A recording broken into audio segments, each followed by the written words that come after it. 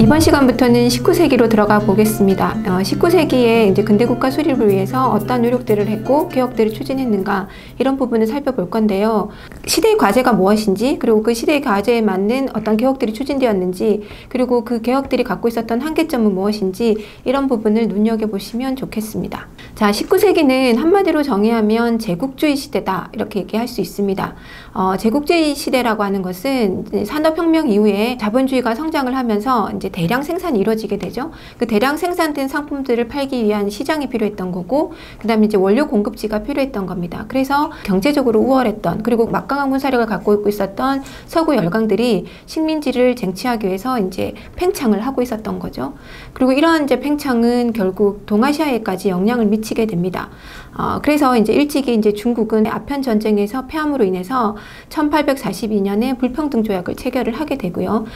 일본 같은 경우도 미국의 페리 제독에 의해서 무력에 의한 이제 개항을 하게 됩니다. 그 과정에서 이제 불평등 조약을 1853년에 맺게 되는 것이죠. 그러다 보니까 이 서구 열강의 이제 통상 요구라고 하는 것이 당연히 조선에게도 영향을 미치게 됩니다. 다만 당시 조선에서는 국내적으로 굉장히 여러 가지 이제 문제에 봉착해 있었는데요. 일단 세도 정치 하에 있었던 거고, 그래서 왕권이 굉장히 약화 있는 상황에서 삼정문란에 따르는 농민들의 봉기, 이러한 이제 사회적인 문제가 심각해지고 있는 상황이었습니다.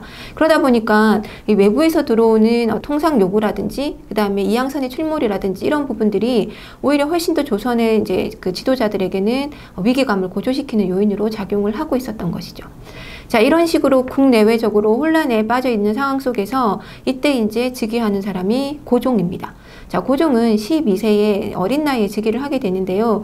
고종의 즉위 과정을 살펴보면 이 이제 왕위 계승도를 잠깐 보시면 25대 철종이 후사가 없었습니다. 그래서 이제 그 다음에 이제 25대 철종의 뒤를 이어서 누가 왕이 될 것이냐. 근데 이 결정은 누가 짓느냐면 왕실의 가장 큰 어른이 결정을 할 수밖에 없었던 거고, 여기 보면 당시에 가장 큰 어른이라고 할 수 있는 사람이 익종의 비. 일명 조대비였습니다.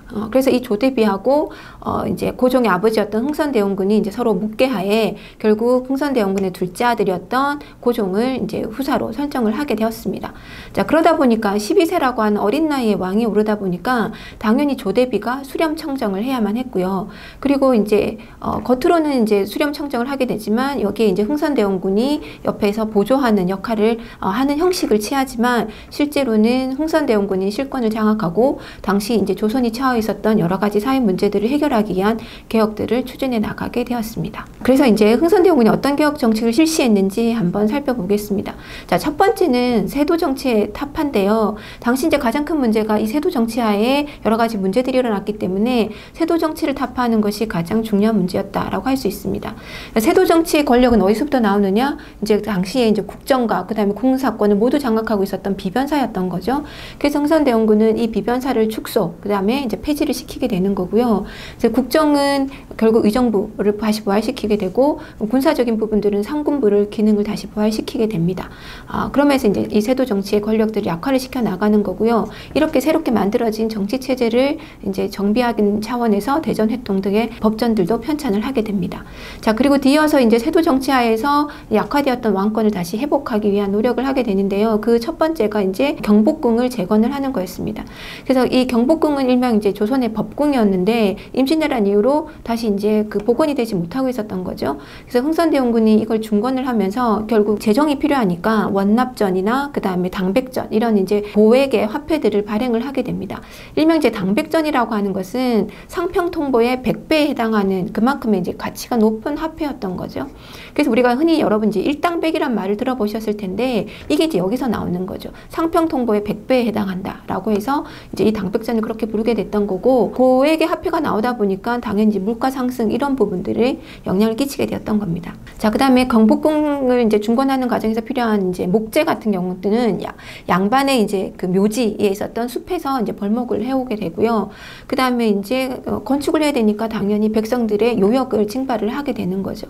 그러다 보니까 이 경복궁 중건이라고 하는 것은 결국 위로는 양반부터 아래로는 일반 백성들에게까지 다 이제 원성을 자아내게 되는 데는 이제 한 요인이 되기도 했었습니다. 중건된 경복궁 중에서 우리가 좀 주목해 볼 것은 뭐냐면 이 자경전이거든요. 이 자경전이 이제 굉장히 화려하고 독특한 그 건축 양식을 띠고 있는데 이렇게 된 이유 중에 하나가 이 자경전이 바로 조대비가 거처하는 거소였어요. 그러니까 아시다시피 고종이 왕위를 이제 오르게 되는데 가장 결정적 역할을 한 사람이 조대비였기 때문에 흥선대원군이 경복궁을 중건하면서 이 조대비의 거소였던 이 자경전을 화려하게 독특하게 만들어줬던 겁니다. 뒤이어서 이제 당시 문제가 됐던 사회적 문제는 삼정문란이었던 거죠. 이것 때문에 농민 봉기가 일어나고 있었으니까 이 삼정 문제를 다시 재정비할 필요가 있었습니다. 그래서 일단은 양전 사업을 실시를 해서 이제 누가 토지 소유가 명확하게 누구인지 이거를 밝히게 돼서 전정을 이제 다시 회복하게 되고요. 그 다음에 이제 양반들에게도 공포를 내라 해서 이제 이 호포제를 실시함으로 인해서 군정을 다시 이제 정비를 하게 됩니다. 그리고 이제 환국 같은 경우에는 이걸 이제 사창제로 이제 바꾸게 되는데요. 이 사창제라고 하는 것은 지역에 덕망이 있고 좀 경제적으로 좀 부유한 사람을 이제 선발을 해서 이 사람에게 이제 운영을 맡기는 겁니다. 그렇게 되면 이제 수령이나 향리가 이제 여기에 관여하지 못하게 되는 거고 수령이나 향리의 행보를 차단을 하게 되는 거죠. 이렇게 해서 이제 황국의 문제들도 정비를 하는 이제 삼정 개혁들을 실시를 하게 되었습니다. 자, 그리고 이제 흥선대원 개혁 중에 주목되는 건 이 서원의 그 철폐인데요. 600개가 넘는 서원 중에 47개만 남겨놓고 모두 이제 철폐를 시킵니다. 자, 서원을 왜 이렇게 철폐를 시키냐면 서원은 지역에 있었던 그 지방 사림들의 어떤 근거지, 세력의 기반이 되었던 거고 그러다 보니까 왕권을 강화하려고 하는 왕실 입장에서는 당연히 견제를 해야 되는 거였던 거고요. 무엇보다도 이 이제 지방의 사림들이 거기 이 서원을 중심으로 해서 선현을 제사 지낸다는 명목하에서 그 마을에 있었던 백성들로부터 수탈을 많이 하고 있었습니다. 그래서 민생의 안정에 이제 여러 가지 악영향을 끼치고 있었던 측면이 있었던 거고요. 그 다음에 이제 국가 차원에서 이 서원에 대해서 사액을 내리거나 이런 특혜를 주고 있었기 때문에 세금을 내지 않았거든요. 그러니까 면세 특권이 있었던 거죠. 그래서 이런 부분들 때문에 이제 서원들을 47개만 남기고 나머지 다 철폐함으로 인해서 민생을 안정시키는 역할, 그리고 나아가서는 국가 재정을 조금 더 확충하는 그런 역할을 하게 됐습니다. 당연히 이런 서원 철폐는 양반들의 반발을 사게 됐었던 거죠.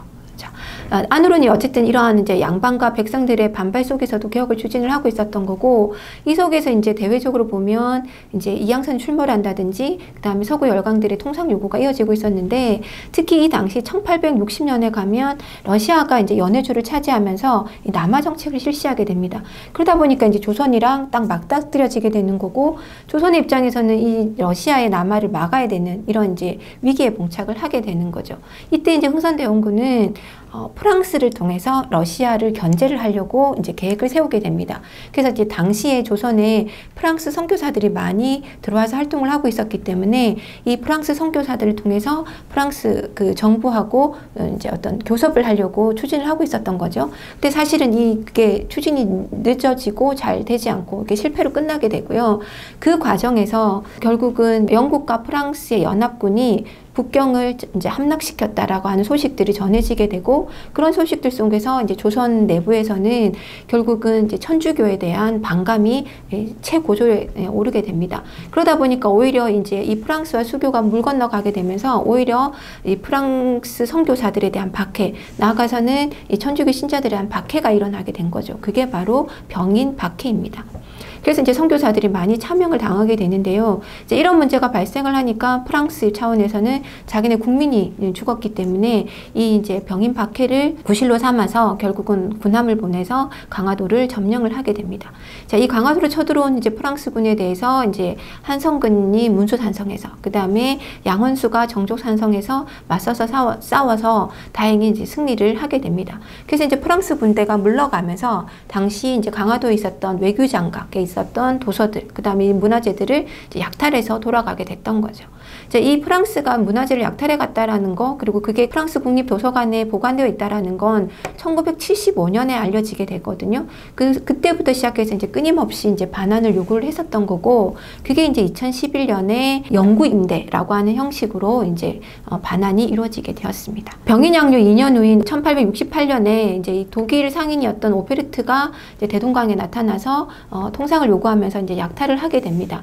자, 그러다 보니까 이제 당연히 조선 정부에서는 대해서는 이 통상을 거부를 하게 되는 거고요. 이 거부를 당하게 되니까 이제 오베르트가 그 약탈에서 넘어가서 이제 당시에 이제 덕원군에 있었던 흥선대원군의 아버지 남연군의 무덤을 도굴 하려고 이제 시도를 하게 됩니다.